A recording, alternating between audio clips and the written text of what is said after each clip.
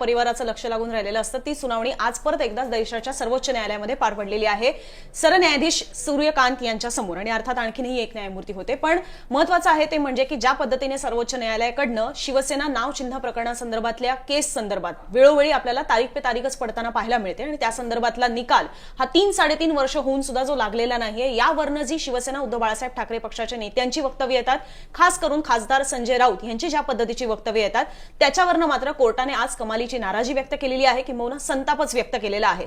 आता याच्यामध्ये मी संजय राऊतांचं नाव घेतलेलं आहे, कोर्टाने कुठल्याही एका विशिष्ट नेत्याचं नाव घेतलेलं नाही, पण ज्या वेळेला वकील तिथे उपस्थित होते त्यावेळेला त्या ठाकरेंच्या शिवसेनेच्या वकिलांशी बोलताना मात्र सरन्यायाधीश सूर्यकांत जे आहेत त्यांनी याच्याबद्दलची हरकत व्यक्त केलेली आहे, संताप व्यक्त केलेला आहे की इथे कोर्ट कशा पद्धतीने कामकाज करतोय किंवा कोर्टामध्ये एखाद्या सुनावणीचा निकाल लागतोय नाही लागतोय, कोर्ट याच्यामध्ये वेळकाढूपणा करते, अशा पद्धतीचे तुमचे जे आरोप असतात आणि त्या संदर्भात जाऊन तुम्ही डायरेक्ट जे माध्यमांसमोर जाऊन बोलता किंवा सर्वोच्च न्यायालयासंदर्भामध्ये तुम्ही जी बेजबाबदारपणे वक्तव्य करता, ह्यावरनं उद्धव ठाकरेंच्या शिवसेनेच्या नेत्यांसंदर्भातली ही नाराजी जी आहे ही थेट सरन्यायाधीश यांच्याकडनं व्यक्त करण्यात आलेली आहे। आपण पाहतच आहोत की 2023च्या फेब्रुवारी 17 या तारखेला सगळ्यात पहिले शिवसेना नाव चिन्ह प्रकरणातली जी केस आहे ती सर्वोच्च न्यायालयामध्ये गेलेली होती। केंद्रीय निवडणूक आयोगाने जो निकाल लावलेला होता, खासदार आमदारांच्या बहुमताच्या जोरावर शिवसेना नाव आणि पक्ष चिन्हाचं जे धनुष्यबाण चिन्ह होतं हे त्यांनी एकनाथ शिंदेने दिलेलं होतं, त्या संदर्भातला जेव्हा केंद्रीय निवडणूक आयोगाचा निकाल लागला फेब्रुवारी 2023 मध्ये, त्याच्या पुढच्या 2 ते 3 दिवसांमध्येच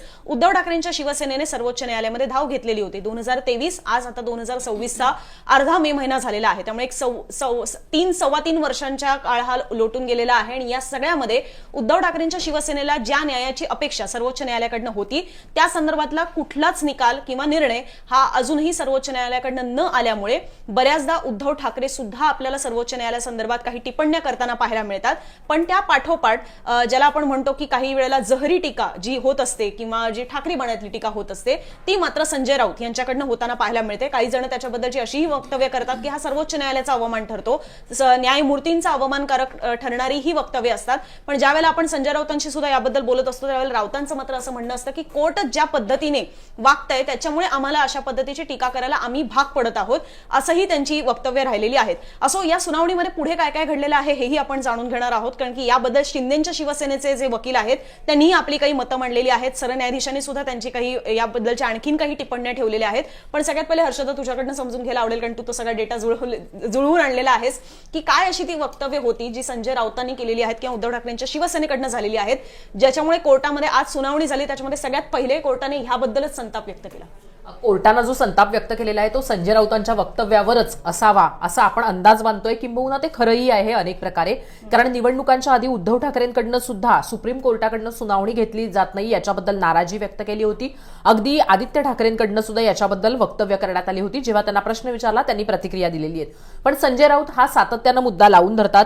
आपण जर उदाहरण द्यायचं झालं तर फार दूर जायला नको, अगदी जानेवारी महिन्यामध्ये जेव्हा सूर्यकांत आणि एकनाथ शिंदे हे भेटले होते, त्यांचे फोटो समोर आले होते, जेव्हा रिसीव्ह करायला एकनाथ शिंदे गेले होते त्याच्यावर म्हणजे तो फोटो ट्विट करत संजय राऊतांनी असं म्हटलं होतं, म्हणून तारीख पे तारीख असं संजय राऊतांनी म्हटलं होतं। याच्याही आधी किंवा जेव्हा केव्हा रोकटोक असेल किंवा मग अग्रलेख असेल, संजय राऊतांकडनं तारीख पे तारीख हा शब्द अगदी तेव्हापासून जेव्हा ही सुनावणी सुरू झालेली आहे आणि सुनावणी पुढे ढकलली जाते तेव्हापासून सुरू झालेला हा शब्द आहे आणि तो अगदी आज तागायत म्हणजे जानेवारी महिन्यामध्ये जेव्हा हा फोटो समोर आला होता तेव्हा संजय राऊतांनी केलेलं हे वक्तव्य आहे आपल्या एक्स अकाउंटवरनं। पण त्याचबरोबर त्यांनी अगदी लेटेस्ट सुद्धा एक टीका केलेली आहे, एप्रिल महिन्यामध्ये ही टीका केलेली आहे संजय राऊतांनी, आणि त्यांनी असं म्हटलेलं आहे की शिवसेनेचा खटला शिवसेना पक्ष या संदर्भातला खटला चालवू नये यासाठी आमच्यावर दबाव आहे, सरन्यायाधीशांनी हिमतीनं हे स्पष्ट करावं।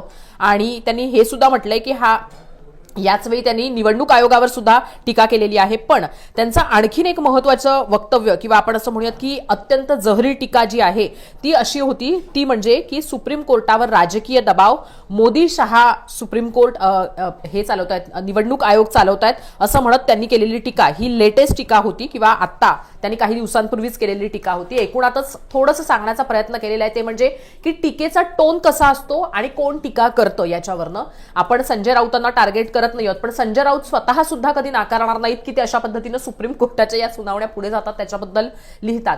संजय राऊतच कशाला, असीम सरोदे सुद्धा अनेकदा याच्यावर बोलताना आपल्याला पाहायला मिळालेले आहेत. मागे सुद्धा त्यांनी या सगळ्यावरनं एक्स अकाउंटवरनं ट्विट केलं होतं आणि त्यांनी असं थेटच म्हटलं होतं ते म्हणजे की आजही ही सुनावणी होणार नाही, तर ही सुनावणी पुढे जाण्याची शक्यता आहे. अर्थात असीम सरोदे हे काही नेते नाहीयेत, पण आपण पाहिलेलं आहे ते म्हणजे की इंडिया आघाडीच्या वेळेस कशा पद्धतीनं काही वेगवेगळ्या संस्था आणि काही महत्वाचे व्यक्ती जे इंडिया आघाडीशी जोडले गेले होते, त्यातलं एक नाव होतं असीम सरोदे आणि त्या असीम सरोदेंकडनं आज तागायत ही शिवसेना पक्षचिन्हाची जी सुनावणी आहे त्याबद्दल कायम वक्तव्य केलं जातं, किंबहुना त्या सुनावणीच्या वेळेस ते कोर्टात हजर सुद्धा असतात.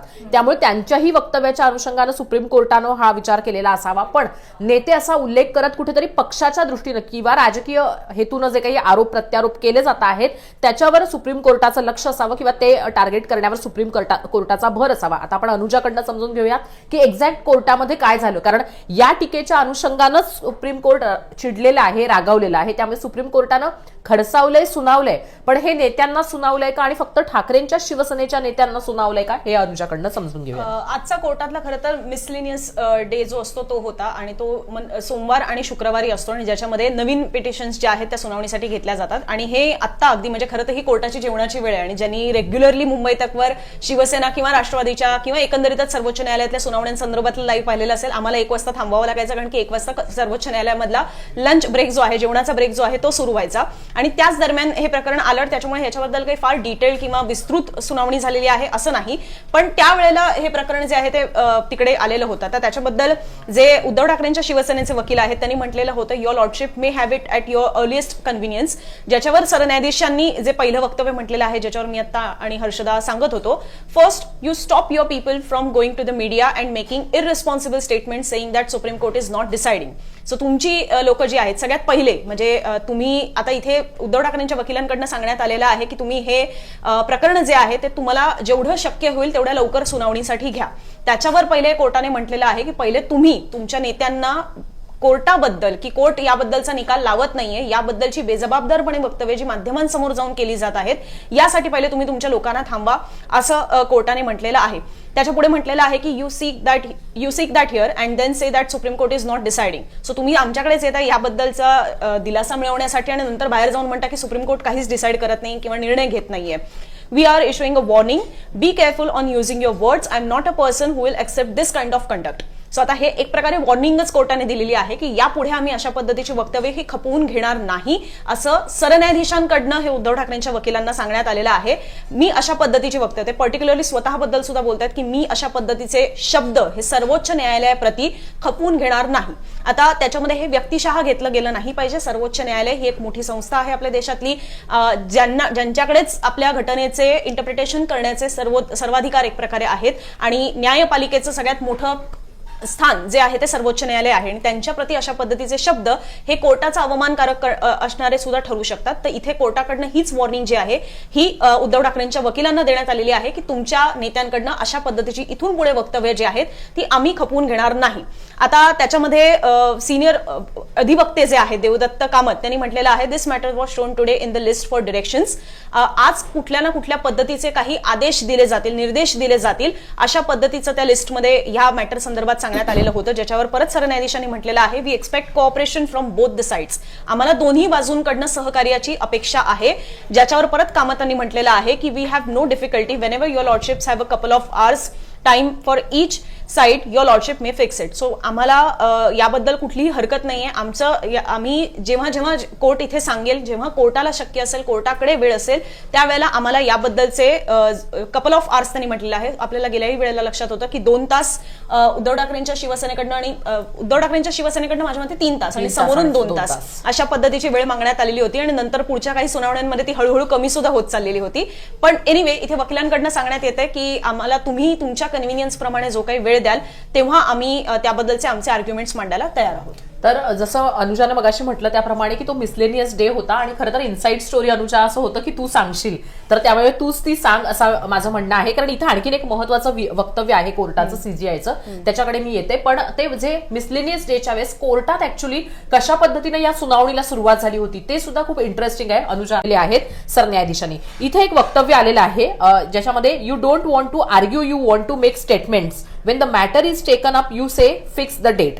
When we fix the date, you say why this particular politician is making such statement. आता हा देखील एक म्हणजे जे सूर्यकांत आहेत त्यांनी केलेला महत्वाचा उल्लेख आहे. आपल्याला आठवत असेल तर जेव्हा तारखा येतात तेव्हा आधीच तारीख आली याच्यावरनं सुद्धा आक्षेप घेतला जातो. पण माझ्या माहितीनुसार कोर्टाच्या या तारखेबद्दल कुणी असं फारसं वक्तव्य केलेलं नाहीये. तर ते ईडी आणि आयटी कडनं होणाऱ्या धाडींच्या बद्दल केलेलं वक्तव्य आणि त्याच्यानंतर ठाकरेंच्या शिवसेनेकडनं घेतला गेलेला आक्षेप आहे. आणि हे आपल्या सगळ्यांना माहितीये की नेमकी ती वक्तव्य कोणी केली होती आणि त्याच्यानंतर आक्षेप का घेण्यात आले होते. पण आजच्या घडीला हे महत्वाचं आहे ते म्हणजे की सुप्रीम कोर्टानं सांगितलेलं आहे स्टेटमेंट करू नका.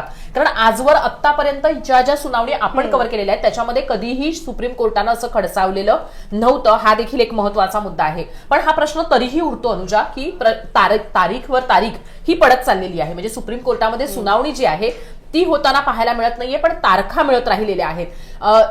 म्हणजे जे ठाकरेंच्या शिवसेनेचं म्हणणं आहे त्यानुसार की हा काही म्हणजे असं मॅटर नाहीये की ज्याच्यामध्ये फार म्हणजे काय आपण म्हणूयात की हे जे मॅटर आहे ते एकूणातच सगळ्या प्रोसिजरशी जोडलं गेलेलं आहे. एका कायदेशीर चौकटीशी जोडलं गेलेलं आहे. जसं की विधानसभा असेल, पक्षाच्या अनुषंगाने इलेक्शन्स असतील आणि इतर म्हणजे कुठेतरी सरकार आणि ह्या ज्या लोकांशी निगडीत गोष्टी आहेत पण कायद्याच्या चौकटीतल्या गोष्टी आहेत आणि ज्या कायद्यानुसार होणं अपेक्षित आहे त्याच्याशी जोडल्या गेलेल्या आहेत. त्यामुळे त्याच्यावर विलंब करणं हे एक प्रकारे अन्यायच आहे जनतेवर सुद्धा आणि एकूणातच जे कायद्याचं म्हणणं आहे त्याच्यावर सुद्धा. असं सुद्धा ठाकरेंच्या शिवसेनेचं म्हणणं आहे आणि त्याच्या अनुषंगाने येणारी काय आपण म्हणूयात किती वक्तव्य आहेत. पण इथून पुढे आता म्हणजे ज्या पद्धतीची सूचना सूर्यकांत यांनी दिलेली आहे किंवा सुप्रीम कोर्टाकडनं देण्यात आलेली आहे त्याच्यानुसार ठाकरेंच्या शिवसेनेकडनं हे पाळलं जाईल का हा एक महत्वाचा मुद्दा आहे. कारण अन्यायाला वाचा फोडणं किंवा आम्ही दाद मागतो आहे पण आम्हाला आमचा न्याय मिळत नाहीये अशा पद्धतीची भूमिका ही ठाकरेंच्या शिवसेनेकडनं घेतली जाते. आणि त्याच्यामध्ये संजय राऊतांचं किंवा मग उद्धव ठाकरेंचं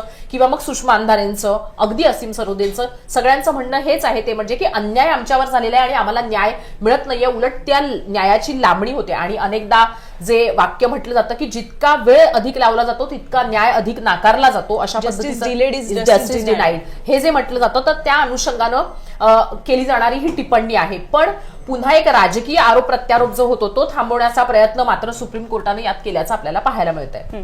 आणि तू मगाशी एक उल्लेख केलास त्या पद्धतीने संजय राऊतांचं आता अलीकडचंच मला एक सापडलेलं वक्तव्य आहे ते आहे 2 एप्रिल माझ्या मते या बातमीमध्ये तरी मला दिसतंय 2 एप्रिल 2026च्या दरम्यानचं हे वक्तव्य आहे.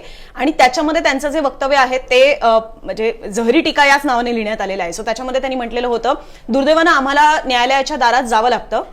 याच्यामध्ये कॉन्टेक्स्ट खूप वेगळ्या कुठल्या तरी घटनेचा होता पण ते या मुद्द्यांवर सुद्धा घेऊन आलेले आहेत. आणि राऊतांनी असं म्हटलेलं होतं की दुर्दैवानं आम्हाला न्यायालयाच्या दारात जावं लागतं. स्वतः उद्धव ठाकरे सुद्धा या न्यायालयीन कामकाजाबाबत निराश आहेत.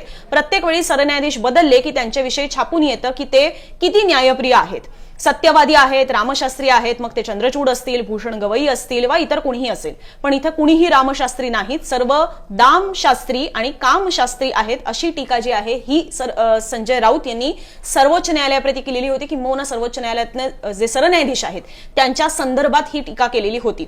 आता ही गोष्ट नक्कीच खरी आहे की संजय राऊत यांची कधी कधी जीभ घसरते, कधी कधी त्यांच्याकडनं ज्या शिव्या निघतात किंवा ते ज्या पद्धतीने बोलतात ते जे संविधानिक पद असतं किंवा जे घटनात्मक पद असतं त्या पदाला अशोभनीय आहे आणि तो त्यांचा अवमानकारक करणारं सुद्धा ठरत असतं आणि त्यावरनं सुद्धा संजय राऊत यांच्यावर टीका होते.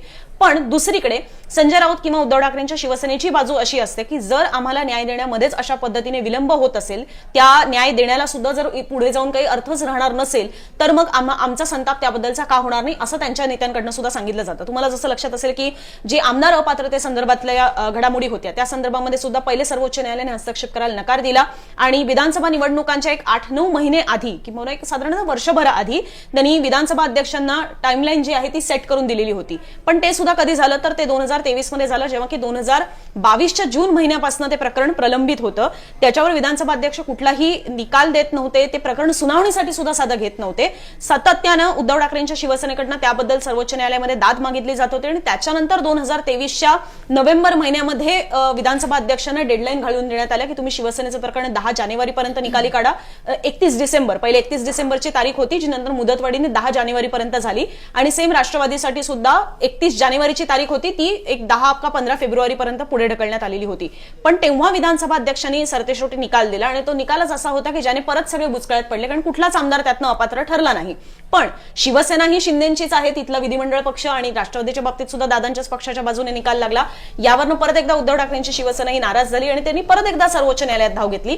तेव्हाही त्यांचं हेच म्हणणं होतं की विधानसभेचा कार्यकाळ जो आहे तो पुढच्या 8 महिन्यांमध्ये संपतोय. फेब्रुवारी महिन्यात, जानेवारीच्या महिन्याच्या एंडला निकाल लागला होता शिवसेनेसंदर्भातला, आणि पुढे नोव्हेंबर महिन्यामध्ये इलेक्शन्स होते. सो त्यांचं असं म्हणणं होतं की ह्या आमदारांना जर अपात्र ठरवायचं असेल तर त्याच्यासाठी याच काळामध्ये निकाल लागणं गरजेचं आहे सर्वोच्च न्यायालयाचा, पण तो काही लागला नाही. सो ती केस सुद्धा अजूनही पेंडिंग आहे, आणि आता जरी कोर्टाने त्यांना अपात्र ठरवलं तरी सुद्धा त्याला अर्थ राहणार नाहीये, कारण की ह्यातले बरेचसे आमदार हे परत एकदा निवडणुकांना सामोरं जाऊन निवडून आलेले आहेत.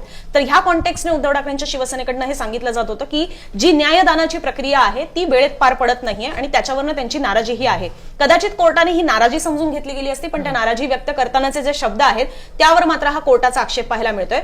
हे सुद्धा लक्षात येत असेल तुम्हाला की ज्या वेळेला उद्धव ठाकरेंनी मागच्या वर्षी माझ्या मते की ज्या वेळेला भूषण गवई हे सरन्यायाधीश होते, त्यावेळेला जे दिल्लीमधले जे स्ट्रीट डॉग्स आहेत त्यांचं जे प्रकरण आलेलं होतं त्याच्याबद्दल ऑलरेडी एका बेंचने निकाल दिलेला होता. पण त्याच्यानंतर त्याबद्दलचे ज्या पद्धतीचे आरोप झाले, परत काही याचिका गेल्या, त्याच्यानंतर एक नवीन बेंच हे तयार करण्यात आलं. सर्वोच्च न्यायालयाकडनं त्याची दखल घेऊन नवीन बेंच तयार करण्यात आलं आणि त्याच्याकडनं परत एकदा सुनावणी झाली. यावर बोलताना सुद्धा उद्धव ठाकरेंनी एका जाहीर मंचावरनं झालेल्या भाषणामध्ये हे म्हटलेलं होतं की लोकशाही सुद्धा तुमच्या उंबरठ्यावर, सर्वोच्च न्यायालयाच्या उंबऱ्यावर कितपत पडलेली आहे एक प्रकारे, किंवा शेवटच्या घटका मोजतेय आणि तिच्या तोंडात आत्ताच पाणी तुम्ही टाकलं नाही तर ती मरून जाईल.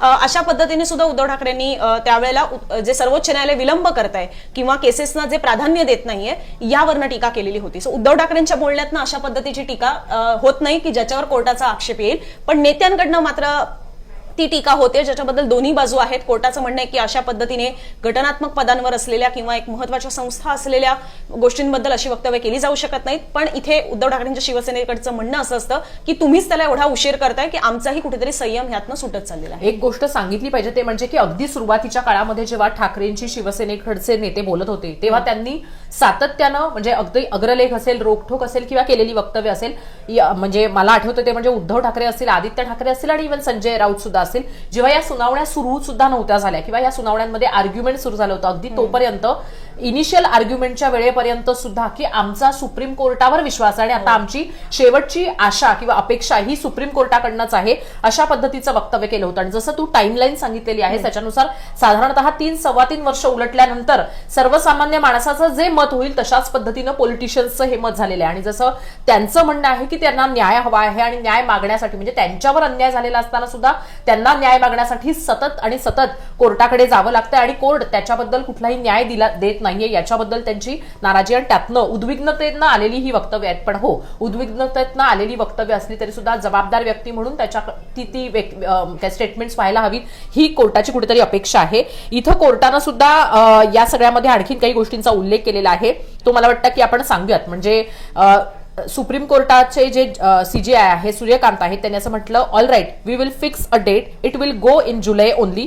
Once your matter starts, all other matters will have to be adjusted. We will notify the date in जुलै.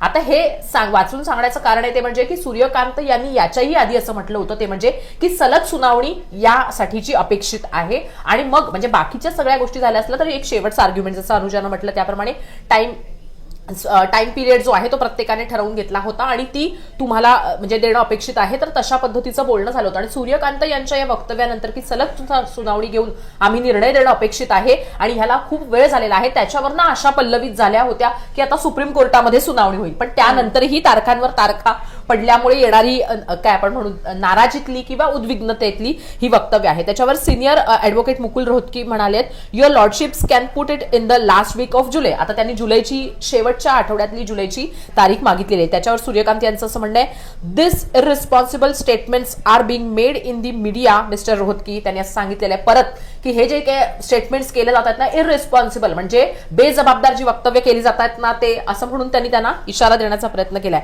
तर ते रोहतगी असे म्हणाले our side has not made, आमच्या बाजूने तर काही अशी वक्तव्य झालेली नाहीये. त्याच्यावर सूर्यकांत यांनी असं म्हटलेलं आहे we keep sitting till 4 PM tell me if we are idle, म्हणजे आम्ही इथे 4 वाजेपर्यंत बसतोय आणि तुम्ही आता आम्हाला सांगा की आम्ही रिकामटेकडे बसलेले आहोत का ते तुम्ही सांगा, म्हणजे आम्ही तारीख पे तारीख देतोय त्याला काही कारण आहे असं सांगण्याचा सूर्यकांत यांचा प्रयत्न आहे. आणि जसं मी मगाशी म्हटलं आणि अनुजानं सुद्धा ते वक्तव्य जे आहे 2 एप्रिलला संजय राऊतांनी केलेलं अगदी लेटेस्टच म्हणू शकतो, तर ती सुद्धा वाचून दाखवलेत. म्हणून त्यांनी असं सांगितलेलं आहे की आम्ही काही रिकामे बसलेले नसतो की आम्ही तारखा देतो, हे सांगण्याचा सूर्यकांत यांचा प्रयत्न आहे. त्याच्यावर रोहतगी यांनी अगदीच म्हणजे जे लॉर्डशिप्सना केलं जातं किंवा न्यायाधीशांसमोर केलं जातं तशा पद्धतीनं आर्जव किंवा ती विनंतीचा जो काय आपण म्हणू टोन आहे तो वापरत असं म्हटलं no lawyer can say that your lordships are very असं म्हणत त्यांनी म्हणायलाच गेले की यू आर व्हेरी बिझी किंवा तत्सम काहीतरी असं ते म्हणणार. इतक्यातच सीजीए म्हणाले mister Rohatgi we are putting this on July 30 then,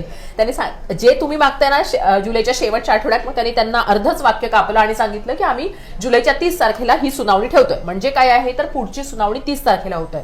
पण आजच्या घडीला महत्वाचं काय आहे ते म्हणजे की या दरम्यानच्या काळामध्ये सुप्रीम कोर्टानं उद्धव ठाकरेंच्या शिवसेनेच्या नेत्यांना दिलेली तंबी किंवा दिलेला इशारा आता हा वकिलांच्या मार्फत दिला असला तरी सुद्धा जसं आम्ही माध्यमांनी सांगितलेलं आहे त्यानुसार ते समोर आलेलं आहे. त्यामुळे इथून पुढे सुप्रीम कोर्ट या सगळ्याची दखल घेईलच आणि दखल घेऊन याबद्दल काही शिक्षा किंवा याबद्दलची काही कारवाई करण्याचा विचार हा सुप्रीम कोर्टाच्या डोक्यात आहे का असा मला पडलेला प्रश्न आहे.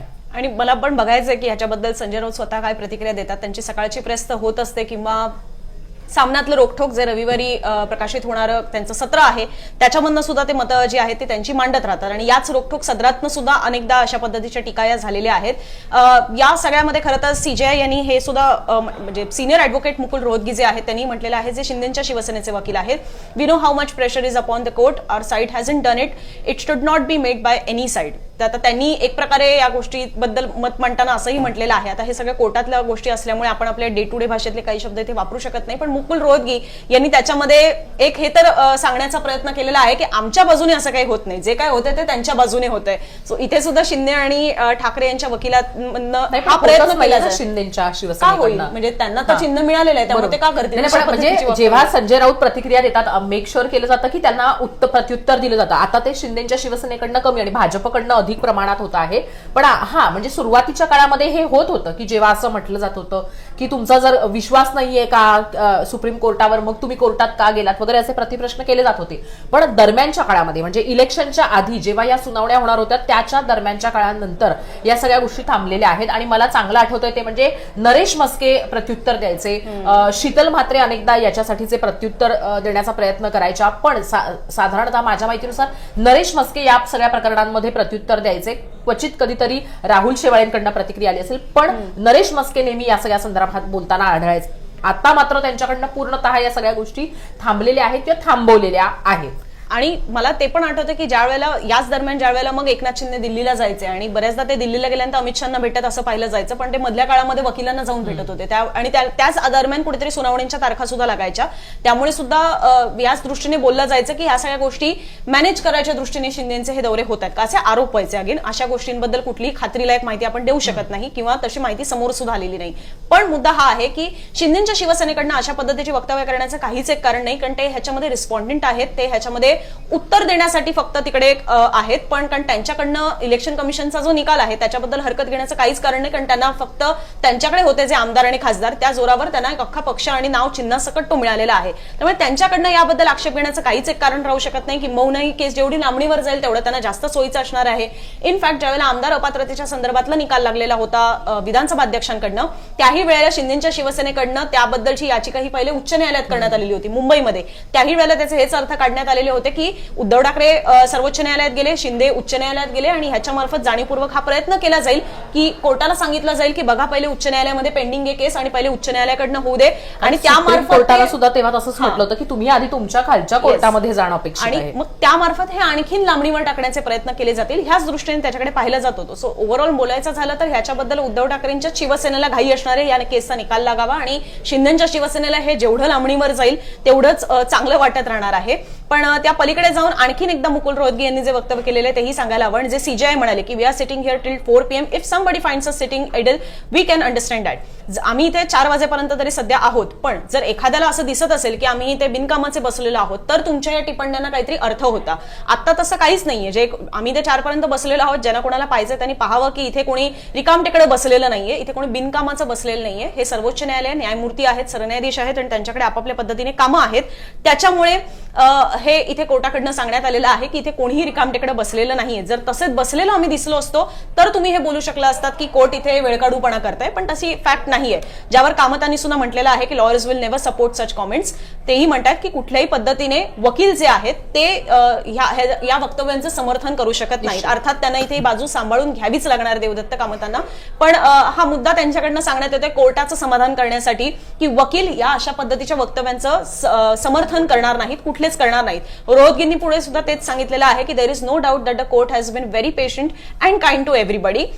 No litigant has a right to say it on whichever side. म्हणजे कुठल्याही बाजूचे असू देत ह्याच्याबद्दलचे, कोणीही अशा पद्धतीची वक्तव्य ही कोर्टाबद्दल करू शकत नाही. याबद्दल कुठलीच शंका नाही की कोर्ट किती पेशंट आणि काइंड आहे. म्हणजे न्याय एखाद्याला देण्यासाठीचा कोर्टाच्या भावना काय आहेत हे ते मुकुल रोहतगींकडनं सांगण्याचा प्रयत्न झालेला आहे. मला असं वाटतं की लोकांनी सुद्धा याबद्दलच्या आपल्या प्रतिक्रिया मांडाव्यात की ज्या पद्धतीने रोहतगींना वाटतंय की कोर्ट किती काइंड आणि पेशंट आहे प्रत्येकाच्या बाबतीत, ह्याबद्दल लोकांना काय वाटतं. कारण मगाशी हर्षदा तू जसं सांगत होतीस की सर्वसामान्यांचा सुद्धा या केस संदर्भातला एखादा समज होऊ शकतो. मी आता काही कॉमेंट्स वाचते, त्याच्यामध्ये सुद्धा एक खांडू दाते म्हणून आहेत, त्यांचंही म्हणणं आहे की this too has turned out to be a joke, now there is no need for a verdict. म्हणजे आता एवढा काळ लोटून गेलेला आहे की आता त्या जजमेंटला येण्याला वगैरे सुद्धा काही अर्थ राहिलेला नाहीये. अशा पद्धतीनेच त्यांनी म्हटलेलं, अशा पद्धतीनेच काही सामान्य जे आहेत तेही आपल्या पद्धतीचा प्रतिक्रिया देतात. एक अजून प्रेक्षक आहेत राजेंद्र शिंदे म्हणून, त्यांचंही म्हणणं आहे की कोर्टानेच निर्णय देण्यास उशीर करू नये असंही ते सांगतायत. त्यामुळे अनेकांच्या याही प्रतिक्रिया आहेत की कोर्ट याच्यामध्ये उशीर करतंय. मुळात परत एकदा फरक समजून घ्या. कोर्ट उशीर करतंय का किंवा कोर्टामध्ये विलंब होतोय का, उशीर होतोय का वगैरे ह्या टिप्पण्यांबद्दल कोर्टाला कुठला आक्षेप नाहीये. पण ज्या टिप्पण्या करतानाचा जो स्तर खालावत चाललेला आहे किंवा कोर्टाबद्दल अशोभनीय असंसदीय भाषा जी वापरली जात आहे त्याबद्दल कोर्टाने आज हा संताप व्यक्त केलेला आहे. याच्यामध्ये आणखीन काही प्रतिक्रिया आहेत. त्यातला एक महत्वाचा म्हणजे मला असं दिसतंय ते म्हणजे की मयुरेश चव्हाण म्हणून आहेत, त्यांनी असं म्हटलंय की सूर्यकांत रिटायर होतील तरीही हा निकाल लागणार नाही, हे कटू सत्य आहे. आता ही सर्वसामान्य प्रेक्षकांची भावना आहे आणि आम्ही जे म्हणतो आहोत की जनसामान्यांमध्ये सुद्धा याच्याबद्दलची उत्सुकता आहे. तर ही उत्सुकता किती आणि कशी आहे, आता ते कार्यकर्ते आहेत नाहीत हा पुढचा मुद्दा आहे, पण तरी सुद्धा लोकांना हे वाटतंय. आणि नाही म्हटलं तरी आपल्याकडे कोर्टांमध्ये पेंडिंग असलेल्या केसेस बद्दलची चर्चा बरीच होत राहते आणि या पेंडिंग केसेस राहू नयेत यासाठी प्रयत्न करणार असं सुद्धा सूर्यकांत यांनी जेव्हा त्यांनी सरन्यायाधीश पदाची शपथ घेतली होती तेव्हा त्यांनी म्हटलं होतं की ह्या ज्या केसेस आहेत पेंडिंग राहिलेल्या त्या लवकरात लवकर निकाल काढण्याच्या बद्दलचं पाऊल उचललं जाईल. म्हणजे दोन गोष्टी, एक म्हणजे त्यांनी असं म्हटलं होतं की ह्या केसेस ज्या आहेत त्या लवकरात लवकर ज्या आहेत त्या सॉल्व्ह केल्या जातील किंवा त्यांचे निकालात काढण्यासाठीचे प्रयत्न होतील. आणि या म्हणजे ठाकरेंची शिवसेनेची जी सुनावणी आहे, शिवसेना पक्ष चिन्हाची किंवा ठाकरेंची जी याचिका आणि शिंदेची जी याचिका आहे त्याच्या अनुषंगानं होणारी सुनावणी, त्यातही त्यांनी असं म्हटलं होतं की याला बराच वेळ लोटलेला आहे आणि आता असं थांबणं काही योग्य होणार नाही, त्यामुळे सलग ही सुनावणी घेतली पाहिजे, हे सुद्धा सूर्यकांत यांचंच म्हणणं आहे.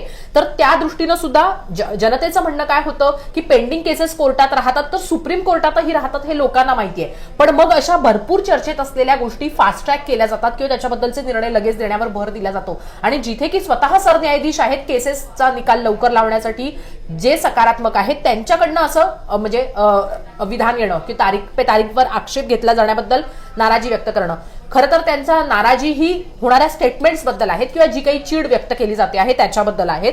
सुप्रीम कोर्टाला याच्यामध्ये जसं मी मगाशी म्हटलं त्याप्रमाणे की अमित शहा आणि म्हणजे मोदी आणि भाजप यांच्या किंवा शहा यांच्या दबावाखाली काम केल्या जात आहेत, या यंत्रणा काम करतायत असा जो काही आरोप करण्याचा प्रयत्न झालेला आहे त्याच्यावरनं जनसामान्यांमध्ये एक वेगळं चित्र निर्माण होऊ शकतो किंवा एक वेगळा मेसेज जाऊ शकतो. आणि अशा परिस्थितीमध्ये रोखणं हे सुद्धा गरजेचं आहे, कारण सुप्रीम कोर्टावर विश्वास ठेवून लोक तिथं जात असतात किंवा कोर्टावर विश्वास ठेवून जात असतात आणि कोर्टाच्या लोकांच्या कोर्टावरच्या विश्वासाला किंवा न्यायपालिकेच्या विश्वासाला तडा जाऊ नये याची खबरदारी घेणं हे सुद्धा कोर्टाचं काम आहे. पण ते फक्त म्हणजे अशा प्रतिक्रिया देऊन नाही तर त्याच्यासाठीचे निकाल समोर आणून सुद्धा सुप्रीम कोर्ट ही जी किंवा कुठलाही कोर्ट किंवा कुठलाही न्यायाधीश ही जी इमेज आहे ती बदलू शकतो. पण आजच्या घडीला कोर्टानं जे काही सुनावलेलं आहे ते निश्चितच राजकीय जे कमेंट्स होतात त्याच्याबद्दल सुनावलेलं आहे. आता आणखीन एक महत्वाचा इथे उल्लेख आलेला आहे, मला वाटतं की ते सांगितलं पाहिजे.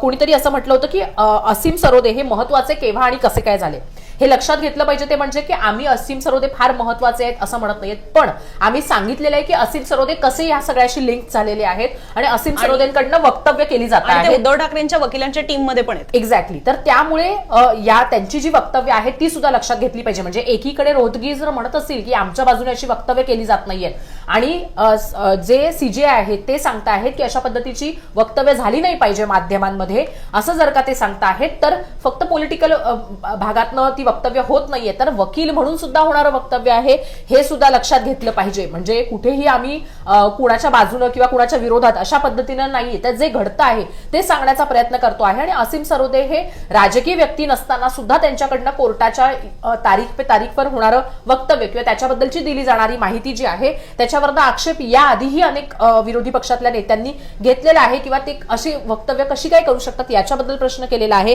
त्या दृष्टीनं आपण हे सांगण्याचा प्रयत्न केलेला आहे. आम्ही अजिबातच म्हटलेलं नाही की ते महत्वाचे व्यक्ती आहेत, पण हेही सांगतो की ते महत्वाचे व्यक्ती नाहीत असंही आजच्या घडीला म्हणता येणार नाही. काहींचं म्हणणं आहे की कोर्टाला अंडर एस्टिमेट करू नका, तेही कोणी करत नाहीये. आणि का कोणी कोर्टाला अंडर एस्टिमेट करेल? उलट कोर्टाकडनं लोक आशा ठेवून असतात, कोणी त्यांना अंडर एस्टिमेट करत नाही.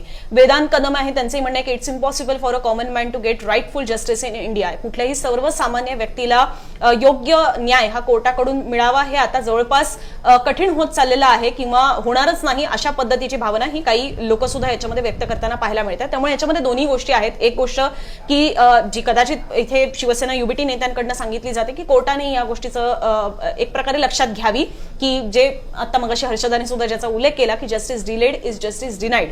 आणि दुसरी गोष्ट, न्याय देताना तो न्याय मिळाला आहे अशाही पद्धतीने तो वाटला पाहिजे. न्याय दिला म्हणजे तो न्याय दिल्यासारखा दिला आहे अशा पद्धतीने ते नसावं. तो ज्याला न्याय मिळणं गरजेचं आहे त्यालाही तो न्याय मिळाल्यासारखा वाटला पाहिजे असंही म्हटलं जातं. एक्झॅक्ट असंच आर्ग्युमेंट मला वाटतं कपिल सिब्बल यांनी सुद्धा केलं होतं जेव्हा सुनावणी म्हणजे लॉंग स्ट्रेचमध्ये सुरू होती तेव्हा.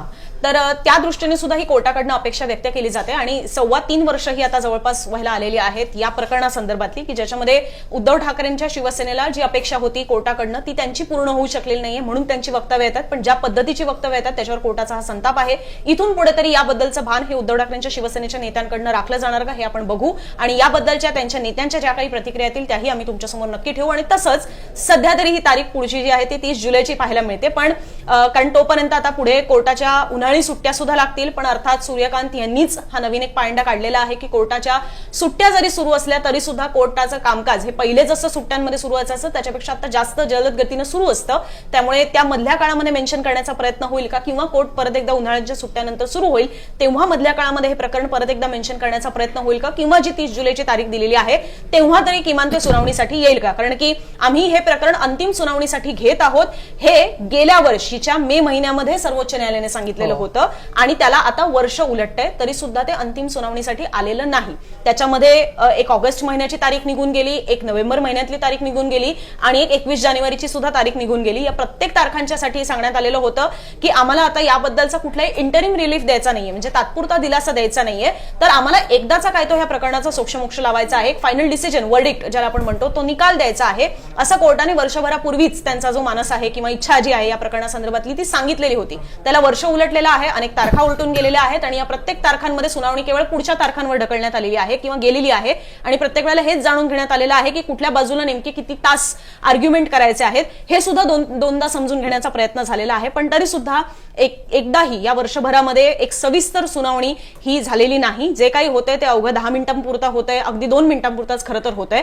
आणि तरी सुद्धा आम्ही त्याबद्दलचे जे अपडेट्स आहेत ते तुमच्यापर्यंत ठेवलेले आहेत. त्यामुळे पुढच्या वेळेला सुद्धा जेव्हा केव्हा सुनावणी होईल मुंबई तकवर त्याबद्दलचं सविस्तर विश्लेषण नुसतं हा